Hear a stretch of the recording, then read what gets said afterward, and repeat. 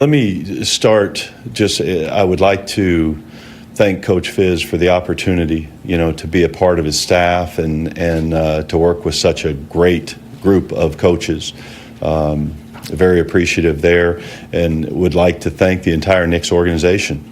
I've been here now, as you know, this is my 5th year working for the Knicks, and very appreciative to the entire organization for giving me the opportunity to start and work my way up into the organization.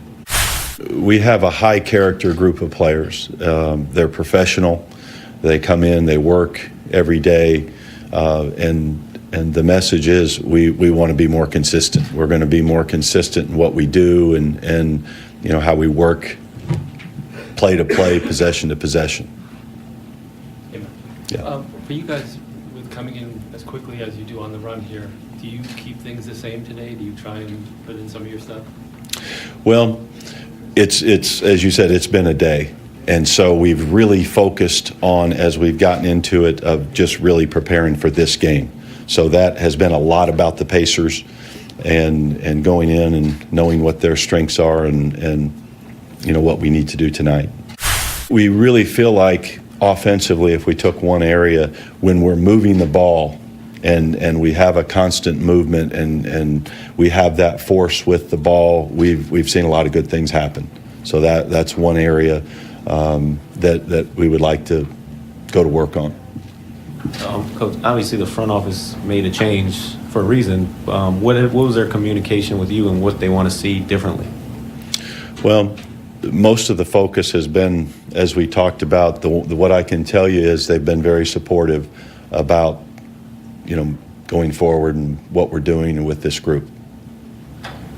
I'm curious, I know you said that the players are professionals and they obviously are taking this in stride, but it's been well documented and players have talked about how much they enjoy Coach Fizdale. Was there any sense of disappointment or emotions like that you guys had to talk about as you were going through this? Yeah, I really don't want to speak for them at this point. You'll get an opportunity, to ask them, and I'm sure they could give you a better answer than I could at this point.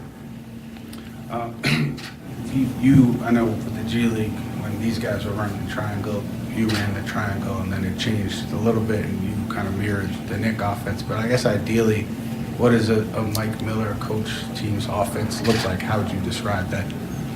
Well, I think where we started from the earlier question is we want movement. Let's get some force with our entries coming into our offense. Let's have some attack. Let's get downhill more, put more pressure on that defense, and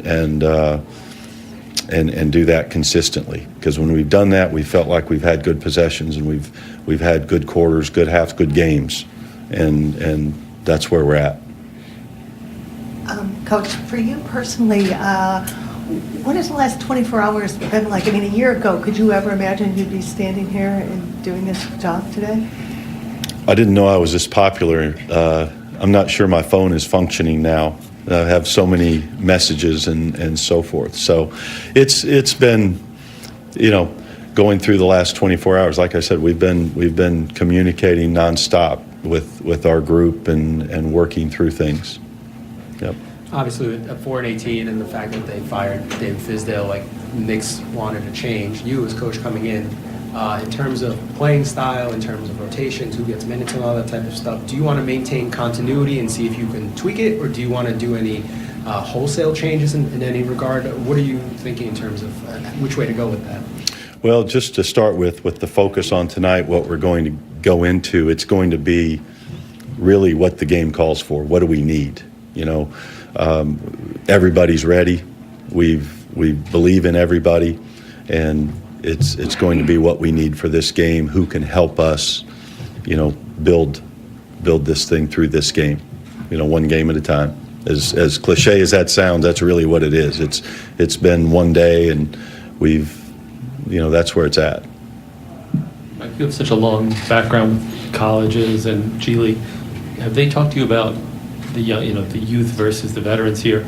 Is there a focus still on player development? Is that something you want to focus on?